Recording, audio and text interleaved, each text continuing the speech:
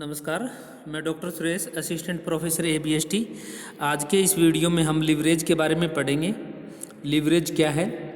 Leverage को हिंदी में उत्तोलक के नाम से जानते हैं। पूंजी संरचना के निर्णयों में परिचालन उत्तोलक व वित्तीय उत्तोलक तथा इन दोनों के मध्य संबंध को अत्यधिक महत्वपूर्ण भूमिका अदा करता है। उत्तोलक संस्था की लाभ अर्जन क्षमता व वित्तीय क्षमता को सुदृढ़ता को प्रभावित करता है। एक संस्था के वित्त की पूर्ति हेतु पूंजी लागत या प्रत्यय के दृष्टिकोण से पूंजी का प्रयोग किया जाता है। दो प्रकार की पूंजी का प्रयोग किया जाता है। नंबर एक, ऐसी पूंजी जिस पर प्रत्यय की दर स्थिर होती है। नंबर दो, ऐसी पूंजी जिस पर प्रत्यय की दर परिवर्तनशील होती है। नंबर एक पे देखिए, स्थायी प्रत्यय वाली पूंजी। स्थायी प्रत्यय वाली पूंजी में ऋणपत्र, दीर्घकालीन ऋणपत्र, पूर्वाधिकार अंशों को शामिल किया जाता है। परिवर्तनशील प्रत्यय वाली पूंजी। परिवर्तनशील प्रत्यय वाली पूंजी में साधारण अंश पूंजी यानी इक्विटी शेयर एवं प्रतिधारित अर्जनों को शामिल किया जाता है। यांत्रिकी विज्ञान में उत्तोलक से अभिप्राय ऐसी तकनीकी से है जिसमें अधिक भार को कम शक्ति से उठाया जा सके। उत्तोलक विभिन्न प्रकार की पूंजी का मिश्रण है। वित्तीय प्रबंध में उत्तोलक से अभिप्राय ऐसी संपत्तियों या कोषों के प्रयोग से है जिसके लिए संस्था की स्थायी लागत या प्रत्यय चुकाती है। यदि संस्था द्वारा अर्जित ब्याज व कर घटाने से पूर्व अर्थात EBIT earning before interest and tax पूर्व लाभ स्थायी लागत या स्थायी प्रत्यय से अधिक हो तो अनुकूल उत्तोलक कहलाएगा।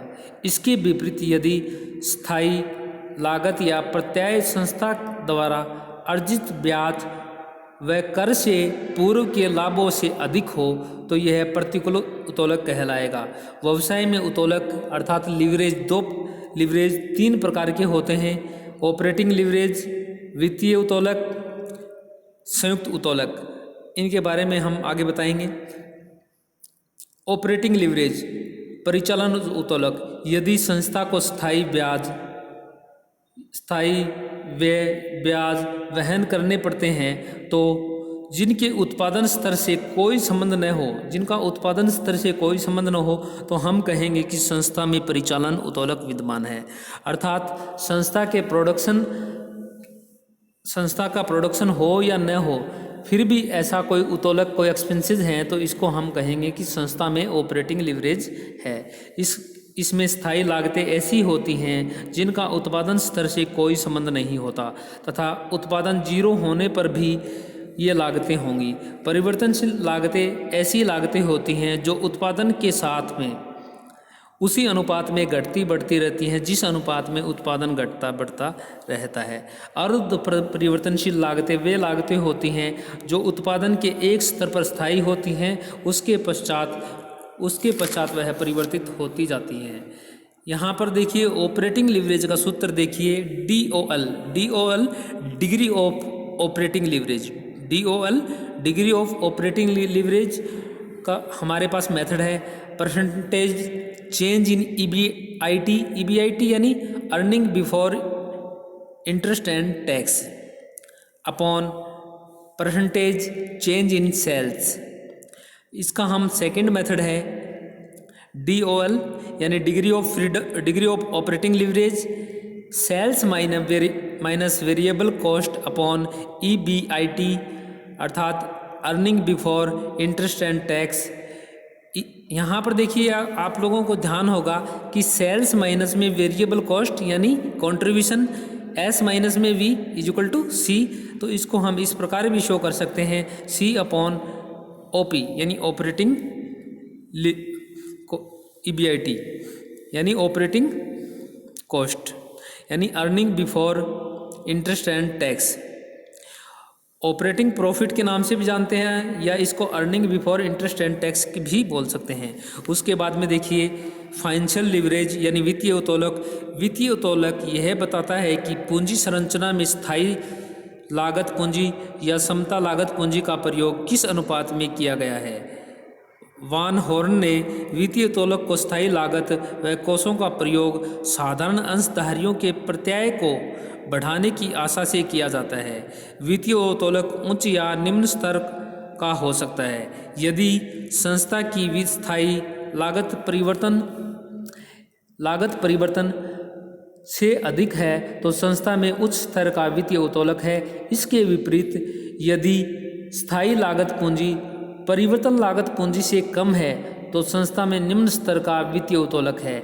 इस प्रकार उत्तोलक को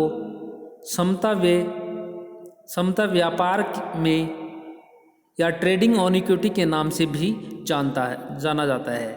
अनुकूल या प्रतिकूल वित्तीय उत्तोलक, यदि संस्था में ब्याज एवं कर से पूर्व लाभ की राशि स्थायी पूंजी लागत से अधिक है तो अनुकूल वित्तीय उत्तोलक। इसके विपरीत किस्ती में प्रतिकूल उत्तोलक होगा। जिस प्रकार स्थायी लागतों के विद्यमान न होने पर परिचालन उत्तोलक नहीं होता, उसी प्रकार स्थायी लागतें पूंजी का प्रयोग नहीं करें तो वित्तीय उत्तोलक विद्यमान नहीं होता। इसमें हम शेयर पूंजी के साथ में ऋण पूंजी का भी प्रयोग कर सकते हैं। DFL यानी degree of financial leverage. Degree of financial leverage का हमारे पास मेथड है EBIT अर्थात earning before interest and tax upon EBIT minus में I यानी इंटरेस्ट। यहाँ पर देखिए I interest, earning before interest and tax minus में इंटरेस्ट, नीचे एक्सप्लेन भी किया हुआ है। इसी अकॉर्डिंग हम इन प्रैक्टिकल क्वेश्चनों को करेंगे। आप लोग ध्यान दें कि इनको एक बार स्टडी कर लीजिए। नेक्स्ट वीडियो में हम इस चैप्टर के प्रैक्टिकल क्वेश्चन करेंगे कि लिवरेज किस प्रकार कैलकुलेशन की जाती है, ऑपरेटिंग लिवरेज किस प्रकार कैलकुलेशन की जाएगी और फाइनेंशियल लिवरेज की किस प्रकार कैलकुलेशन की जाएगी। तो आप लोग ध्यान से पढ़िए। अगर फिर भी नहीं समझ में आए तो मेरे व्हाट्सएप नंबर पे मेरे से संपर्क कीजिए। बीकॉम फाइनल के छात्र ध्यान दें कि आप लोग GST की बुक परचेज कर लीजिए भाई। अगर आपने GST की बुक खरीदी नहीं है तो GST की बुक खरीद लीजिए, क्योंकि GST के जो प्रैक्टिकल क्वेश्चन अपन करेंगे तो बुक अगर आपके पास है तो प्रैक्टिकल क्वेश्चन करने में आसानी रहेगी। तो एक बार आप GST की बुक परचेज कर लीजिए। और फिर भी अगर किसी छात्र को किसी प्रकार की कोई शंका है तो मेरे से व्हाट्सएप नंबर पे मेरे संपर्क कर सकता है। ओके।